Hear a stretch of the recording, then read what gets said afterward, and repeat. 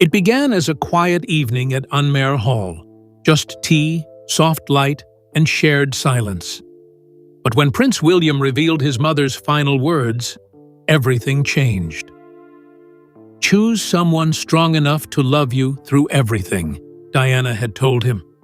He'd carried that message for decades, waiting for the right moment. And now, as Catherine faced her own private battle, he finally shared it. She broke down, not from fear, but from the overwhelming truth. She was the one Diana had hoped for. In that moment, Catherine didn't just feel loved. She felt chosen by William and by Diana. The moment that shattered the silence. It started as nothing more than a quiet evening at Unmare Hall. A warm pot of tea. Soft music in the background. William and Catherine enjoying a rare moment of calm. No staff, no engagements, no pressure. Just time together. But that calm didn't last. Somewhere between conversation and silence, William grew thoughtful. His eyes drifted toward the fireplace, and he spoke. Not suddenly, but slowly, as if he'd been carrying the words for years. "There's something I've never told you," he said. Catherine looked up, curious but calm. And then he said it. "Mum had one last request for me." Catherine's posture changed instantly. The room felt different, heavier somehow. William began recalling a conversation from years ago, the final conversation. Not the official one, not the public goodbye, but a private moment between a young boy and his mother. A moment so intimate, he had locked it away for decades. He remembered her voice, not instructing, not warning, just guiding. "Choose someone strong enough to love you through everything." It wasn't about royal life. It wasn't about appearances. It was about love, the real kind. The kind that holds steady when the world doesn't. William admitted he had carried those words like a compass. And now, with Catherine facing so much of her own battle, he felt the time had come. "I found that in you," he told her. "That's why I waited to tell you." And that's when it happened. Catherine, usually composed, lowered her eyes. Her throat tightened, her breath caught, and without saying a word, she broke into tears. Not from fear, not from pressure, but from the weight of a truth she never expected to carry. Diana's silent blessing passed through time and heartbreak and love, right into her hands. Diana's last words. A mother's eternal echo. What Diana left behind wasn't a royal plan. It was an emotional legacy. A quiet message that would one day surface not in a palace announcement, but in a moment of raw truth between two people in love. William remembered every detail of that final talk. He didn't remember the weather or the room, but he remembered her face and her words. "She must be loved by the people," Diana had told him. "But even more, she must love you through everything." Those words weren't political. They weren't crafted by palace aides. They came from a mother who had lived through betrayal, public scrutiny, and heartbreak. A mother who knew what it felt like to be both adored and abandoned. And now, years later, William had recognized those qualities in one woman, Catherine.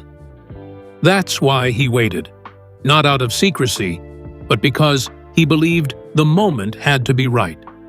And now, with Catherine battling illness, fighting to stay strong for everyone around her, he saw something deeper than resilience. He saw everything his mother had hoped for. When Catherine heard the full story, she didn't ask why he waited. She understood, completely. For her, this wasn't just a touching memory, it was a message. A spiritual connection to a woman she never met, but always carried with her. She had worn Diana's ring. She had taken Diana's title. But this moment, this was different. Now she knew that Diana hadn't just welcomed her into the family with tradition. She had chosen her in spirit. Catherine's voice cracked when she whispered, "I wish I could have met her." William's reply came without hesitation. "You already have, through Mipa." And in that moment, something shifted inside Catherine. Grief and gratitude collided, and she no longer felt like a figure marrying into history. She felt like part of Diana's story, living, breathing, and continuing. A princess shattered by the past, she never knew. Catherine had always known the weight of her role.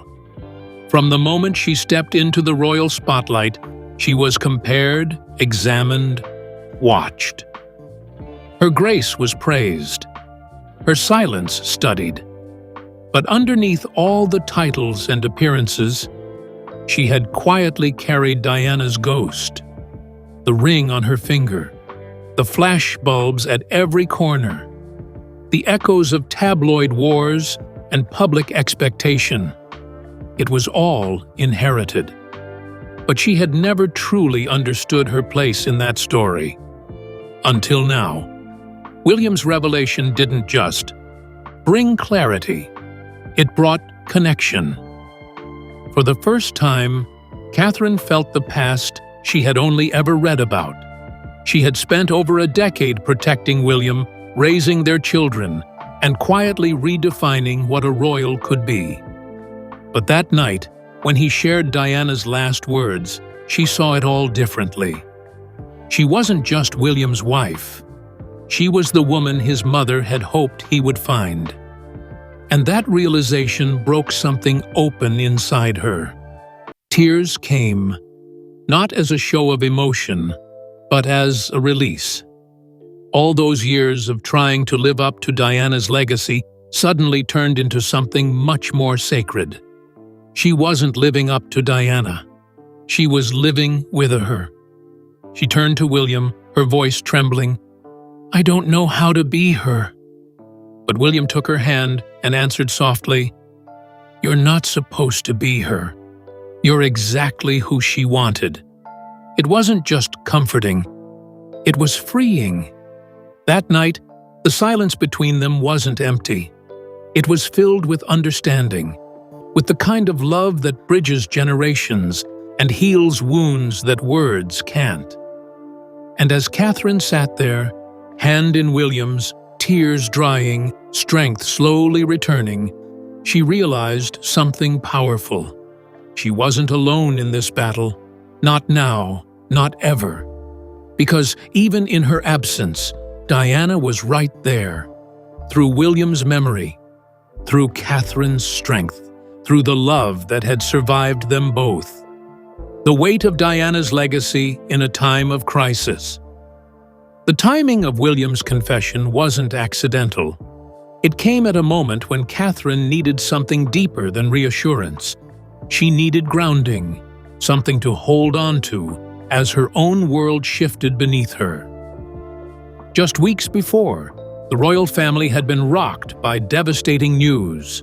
Catherine had been diagnosed with a rare autoimmune-related cancer. The shock rippled through the palace like a silent earthquake. Few knew, even fewer were told the full truth. Everything became about shielding her, protecting the children, and holding the public gaze at bay.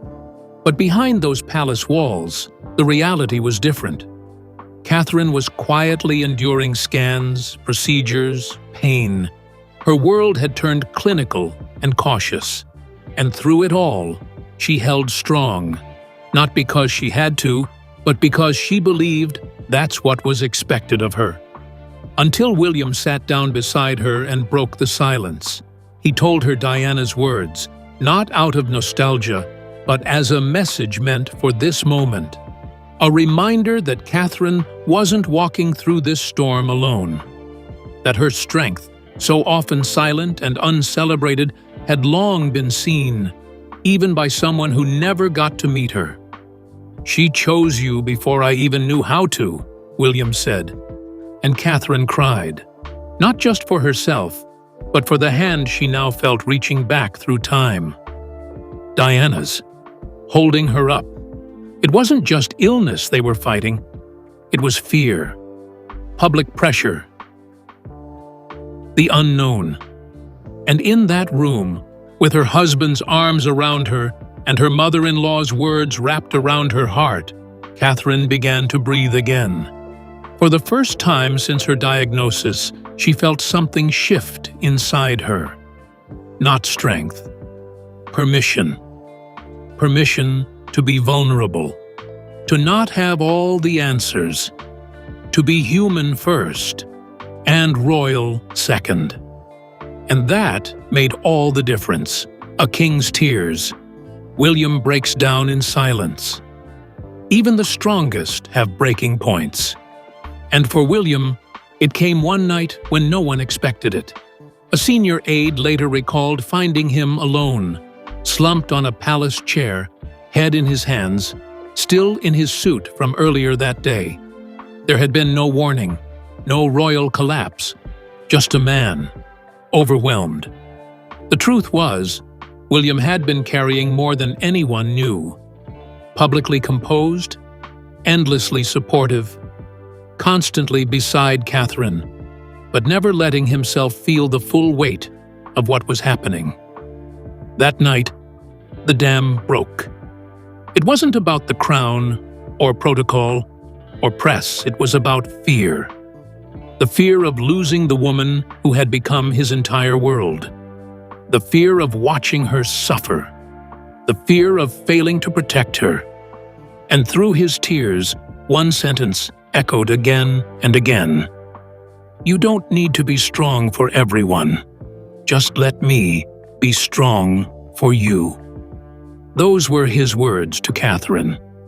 But in that moment, he realized he needed to hear them too. He had spent his life preparing to be king. But no training could prepare him for this. Not for watching someone you love fight an invisible battle. Not for answering your children's questions with a smile while your heart was breaking behind the closed doors. Diana's message returned to him like a whisper. Not about strength, but about shared strength.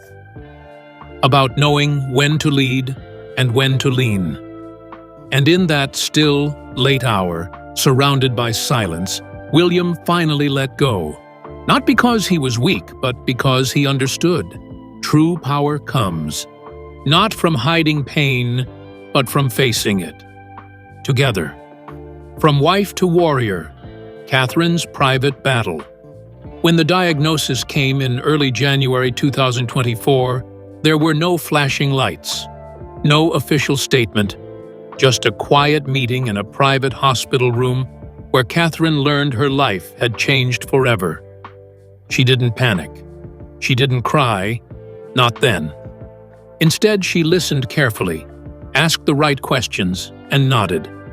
Her focus immediately turned to one thing: the children.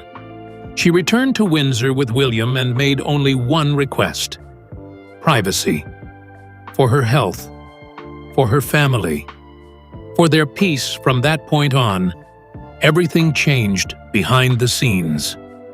While the world saw only brief appearances and smiling photos, the real Catherine was juggling pain, exhaustion, and treatment cycles in silence. Behind palace doors, the nights were long, the days uncertain. And yet, she never once asked, "Why, Mai?" She focused on what mattered. She helped with homework when she could. She attended appointments with William by her side. And she made one thing very clear: life in the palace would not be ruled by fear. Staff worked around the clock to shield her schedule. Doctors came in discreetly. Every detail, every effort was coordinated not around a title, but around a woman quietly waging a war no one could see. And through it all, Catherine never lost her calm. In fact, it was during this time, her weakest, most fragile hours, that she unknowingly fulfilled Diana's final wish. Not by standing in front of crowds, not by delivering royal addresses, but by loving, enduring, and holding her family together. Because when William looked at her during those long, quiet nights, he didn't see a patient. He saw a warrior, and she didn't wear a crown. She wore resilience, a message of hope heard around the world. By May 2024, the silence finally broke. After months of rumors, concern, and unanswered questions, Catherine stepped forward, not with a formal address from the palace balcony, but through a video filmed in a quiet garden. Her voice was calm, but her message shook the world. "I have been diagnosed with cancer," she said, her eyes filled with emotion but steady. "And I am undergoing treatment." It wasn't rehearsed. It wasn't polished for royal spin. It was real, vulnerable, and for millions watching, it was exactly what they needed. Because Catherine wasn't speaking as a princess. She was speaking as a woman, a wife, a mother, facing the same fear thousands face every day. Her words reached far beyond palace walls. "You're not alone," she said. The impact was immediate. Letters, flowers, digital messages, an outpouring of support flooded in from around the world. Cancer survivors wrote in. Mothers thanked her. Women called her brave, even heroic. But Catherine never claimed those words for herself. Instead, she turned the spotlight outward, reminding everyone that strength isn't about perfection, it's about honesty. And while the world saw a royal finally revealing her truth, William watched from behind the scenes, his eyes on her every second. He didn't speak. He didn't need to, because this was Catherine's moment, and she carried it with grace that echoed generations. For many, it was the first time they truly saw her, not as a duchess, not as a future queen, but as a human being facing something terrifying with quiet dignity. And in that moment, Diana's legacy lived again.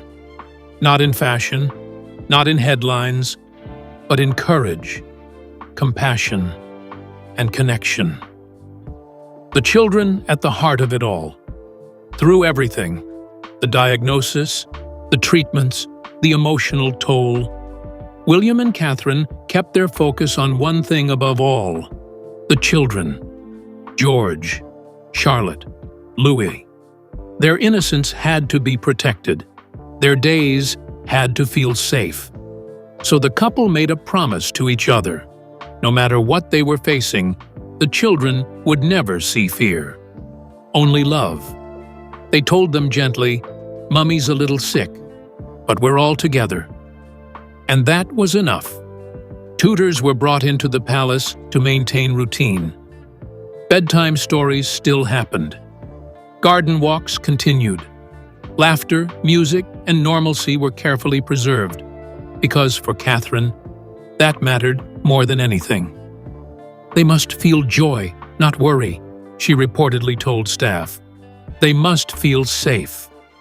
It was the kind of parenting Diana had once fought for. Emotional presence, protection from chaos, and grounding in love. And in those moments, when Catherine tucked them in, or William sat cross-legged on the nursery floor telling silly stories, they weren't royals. They were a family surviving a storm together. The public would never see those moments, but they were the ones that defined this chapter. Because at the center of the monarchy now was not just tradition or duty. It was a home filled with compassion, bound by 3 small hearts and 2 fiercely devoted parents.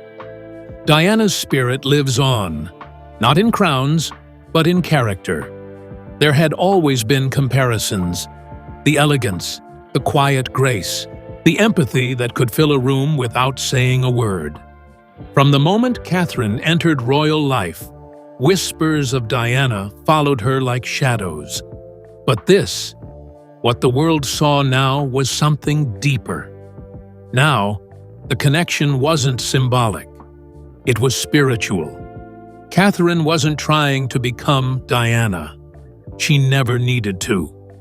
But as the world watched her carry the weight of illness, of motherhood, of monarchy, they began to see something familiar, something almost too familiar to name. She faced adversity the way Diana once had, quietly, fiercely, without demanding anything. She moved through pain without spectacle. She stood in the storm without letting the wind shake her soul. Not once did Catherine posture. Not once did she retreat into royal formality to mask the very real battle she was fighting. And through it all, William watched, not just as her husband, but as Diana's son. He saw in her the same instincts his mother had carried. That ability to connect without trying, to lead without commanding, to love without condition. And somewhere between that night at Anmer Hall, the tears they both shed, and the memory of his mother's final words, something unlocked inside him. Catherine wasn't just part of the family now. She was part of Diana's legacy. Every quiet act of resilience, every moment she chose kindness over anger, every time she stepped back to let others shine, those were the echoes of a woman long gone, but never forgotten. And the world, once obsessed with comparing two women on magazine covers, now saw what really mattered: character, heart, soul. William didn't need to imagine how Diana would feel about Catherine. He knew. Because in Catherine, his mother hadn't just been honored, she had been answered. For Catherine, this realization didn't bring pride. It brought humility. She had spent years navigating Diana's memory carefully, never claiming it, never competing with it. But now, something shifted. For the first time, she understood. She wasn't following in Diana's footsteps. She was fulfilling her vision. Diana's presence no longer belonged to the past. She was present, felt, heard, alive in spirit, living through the quiet strength of the woman who now stood beside her son. And Catherine, through everything she had endured and become, was no longer just the Princess of Wales. She was the woman Diana once hoped her son would one day find. A woman not defined by the crown, but by character. And in that truth, Diana's legacy wasn't just remembered. It was reborn. The legacy of love that will guide a kingdom. As Catherine began returning to public life, it wasn't with the usual fanfare or polished press rollouts. Her steps weren't rehearsed. Her smile wasn't staged. Every appearance felt different now, more intentional, more grounded, more human. She wasn't just re-emerging as a royal. She was rising as a woman who had walked through pain, endured silence, battled illness, and still carried herself with grace. Behind the cameras, the crowds, the carefully managed appearances, there was something new, a kind of quiet strength that couldn't be taught. It came not from protocol, but from survival. She wasn't simply back. She was changed. And just behind her, as always, was William. Not ahead, not towering beside her, but walking step for step, as a man who knew that true partnership didn't mean leading from the front. It meant standing beside the person who carried the heart of it all. He didn't take the spotlight. He didn't shape the narrative. He let her lead it. Because he understood. This was her story now. Her voice, her legacy. And in the quiet glances between them, the world saw something even more powerful than titles or thrones. They saw love that had been tested and proven unbreakable. Because in the end, This is what Diana had always wanted for her son. Not just a royal partner, but a soulmate. Someone who would love him through every storm, through every triumph and every wound. A woman who would protect his heart, not just his crown. And now, that wish, once whispered in a mother's final hours, is alive and real. It's there in the way Catherine steadies her voice at public events, even when she's tired. It's in the way she places her hand gently on William's back at quiet moments. It's in the way she shields her children from chaos and keeps their world intact with bedtime stories and breakfast rituals, just as Diana once did. It's in the way William looks at her now, not with the gaze of a prince, but with the love of a son, realizing his mother's dream has been fulfilled. This isn't just a royal marriage. It's a blueprint for a new kind of monarchy, one shaped not by image, but by emotional truth, where power doesn't come from distance, but from vulnerability, where legacy isn't tied to bloodlines, but to the values you live by. Catherine has stepped into history, not by climbing a throne, but by enduring what most couldn't see. She didn't inherit her power. She earned it, in quiet moments, in private battles, in unwavering love. And in doing so, she became not just a future queen, but a bridge between the monarchy's past and its most human future. She is the living proof that a crown is not just worn on the head, but carried in the heart. Because through her, Diana's final wish has not just been remembered. It has been fully, finally, beautifully realized. The monarchy no longer rests on tradition alone. It rests on something far stronger: love, unspoken, enduring, and eternal. Through quiet strength and unwavering love, Catherine now carries more than a crown. She carries a legacy. Diana's final wish wasn't lost to time. It lives on through Catherine's courage, her compassion, and the family she holds together. This isn't just royal history. It's a love story written across generations,